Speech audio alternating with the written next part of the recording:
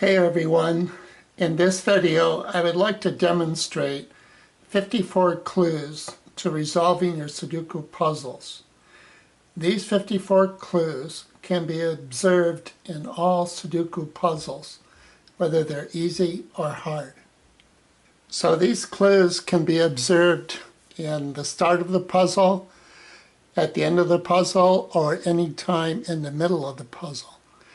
I'm going to put up the end of the puzzle so we can talk about that a little bit. Here is the original puzzle with the answers to the puzzle. You can see that the black entries are the original puzzles and the red entries are the entries that the puzzler has entered. So what I'm going to be talking about is the comparison of groups of spaces. So this group of 6 spaces here is the same as this group of 6 spaces here. This group of 6 spaces here is the same as this group of 6 spaces here. And this group of 6 spaces here is the same as this group of 6 spaces here. So let's take a closer look at that.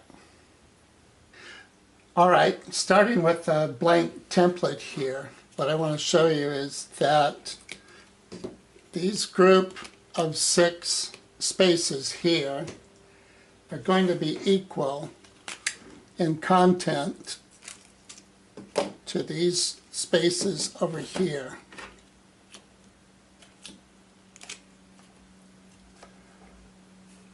So we can see that these 6 spaces equal these 6 spaces. These 6 spaces and these 6, we're going to call those A. Let's look at another group now, and we'll call these B. So the B spaces are going to be up here on top.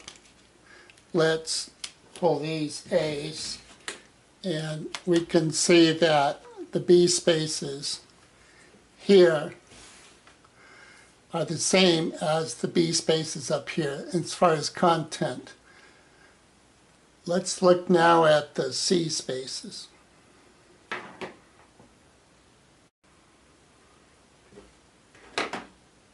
The C spaces look like this. Pull the B's out, and we'll put the C's in. So the C's are in the middle here.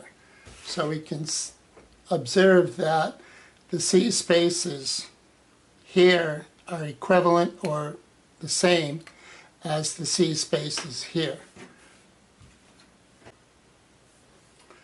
So let's look at the A, B, and C spaces all together.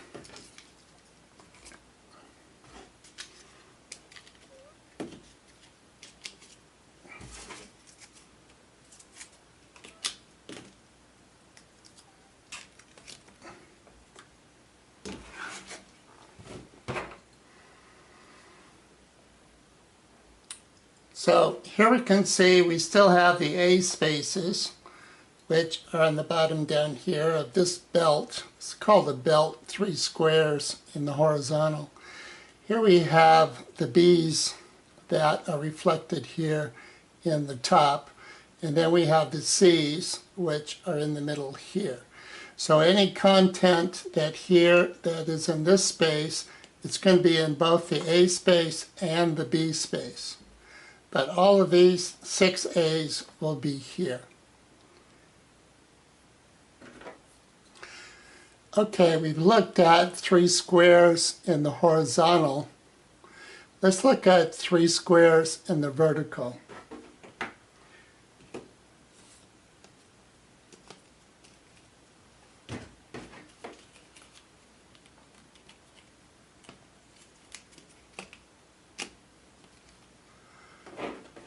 Here we have the grouping called D. So these 6 spaces here are the same as these 6. So the D grouping then would go to the E grouping.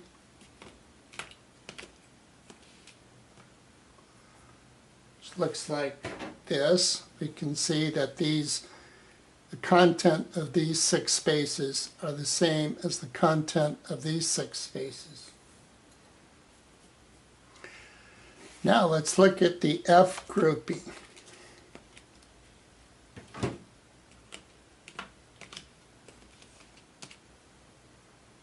And we can see that the content of these 6 spaces is the same as the content of these 6 spaces. So let's look at D. Let's look at D, E, and F all together.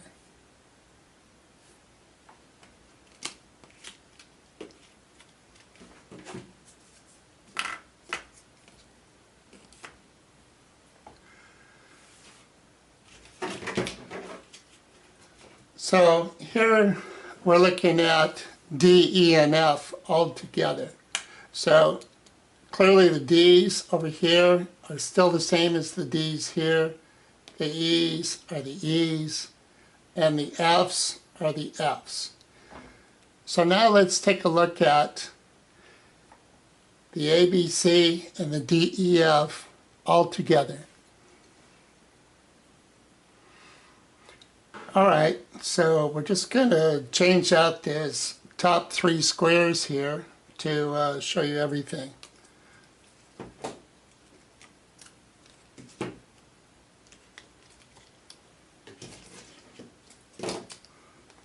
Gonna need this square and hang in there. Here we go. Okay. So now you can see that we can see all the 6 different clues for this particular tile. So we have, or square, this particular square. So we have the A's, B's, C's, we have the D's, we have the E's, and we have the F's. So that is 6 clues for this one square.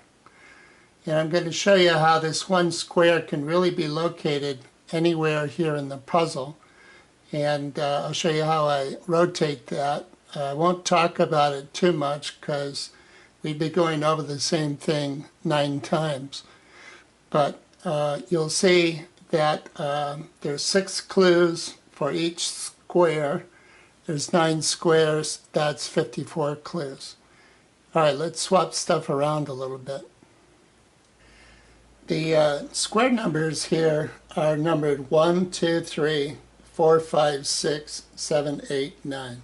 So now I'm going to move the target square here to each of those other squares so you can see that there's 6 clues per square.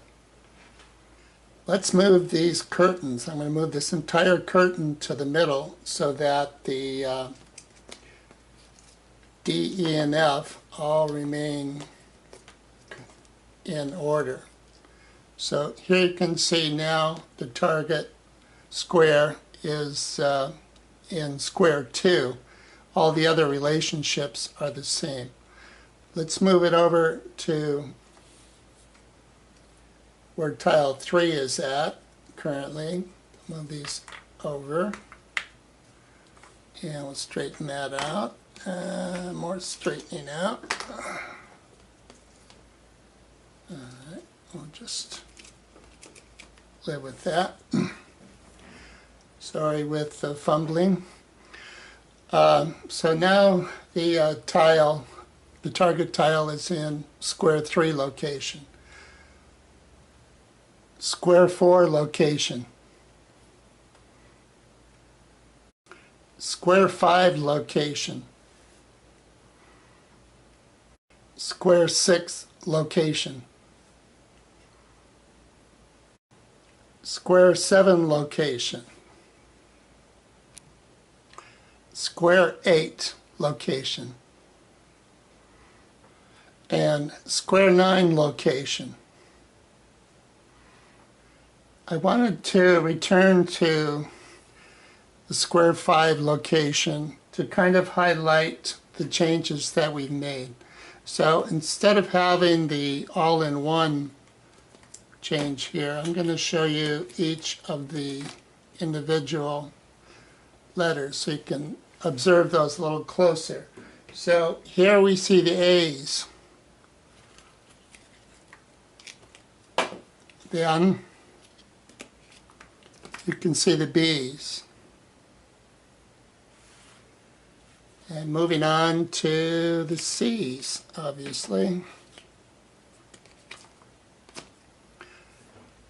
So you can tell that everything is still lining up exactly.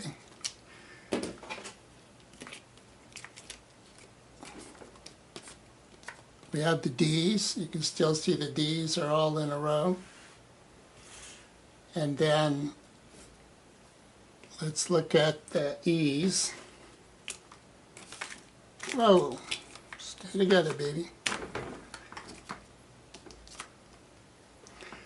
So you can see we have the E's are all lined up still. And lastly, we'll look at the F's.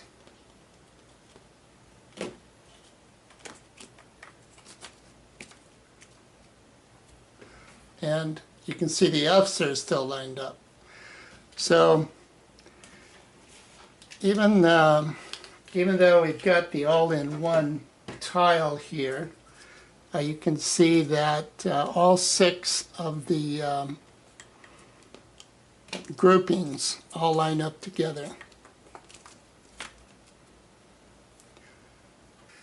All right, let's look at the original puzzle and let's check out some of these groupings.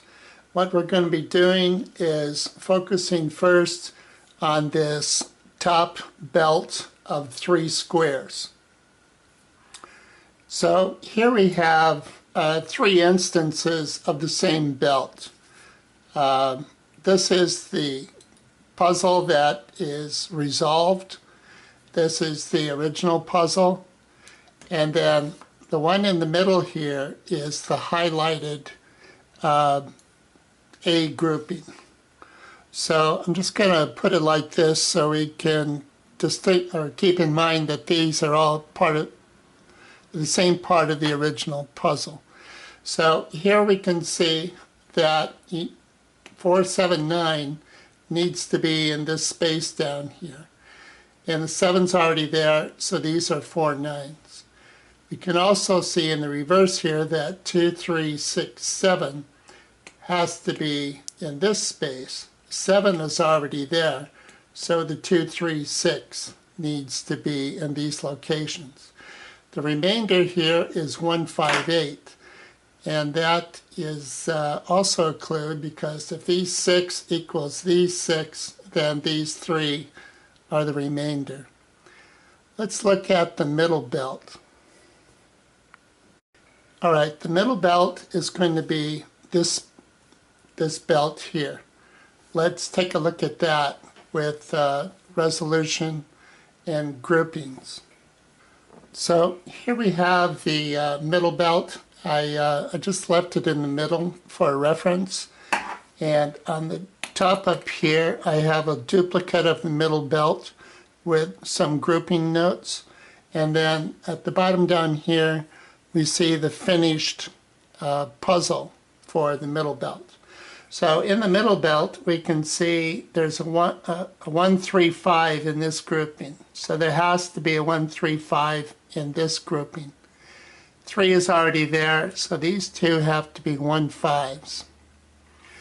And similarly, we have a 3, 4, 7, 8 in this grouping. That means we need a 3, 4, 7, 8 in this grouping. There's already a 3, so just the 4, 7, 8s. These are 4, 7, 8s, and the rest of the puzzle might help you reduce that down a little bit. You can also see the remainder here is 2, 6, 9. So somewhere in here are going to be 2, 6, 9. If we go to the answer down here, we can see that this is the order that they resolved to eventually with consideration of the rest of the puzzle. But this grouping here, this is our B grouping. The B grouping helps us reduce the puzzle. So let's look at the bottom belt now of the original puzzle. So this will be our bottom belt, and that's the one we're going to look at right now. All right, we have our bottom belt down here. These are duplicates of that belt. This one here contains the original puzzle and the answers, and this one contains the grouping that we want to look at next. In this case, it's what we would call a C grouping. So we have 279 here, which means there has to be a 279 in this space. Because 3, 4, and 6 are givens already, the 279 must be in this spaces. And conversely, this 3, 4, 6 has to be in these spaces someplace.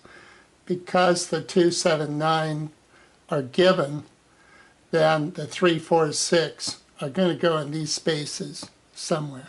And that leaves 1, 5 for these spaces.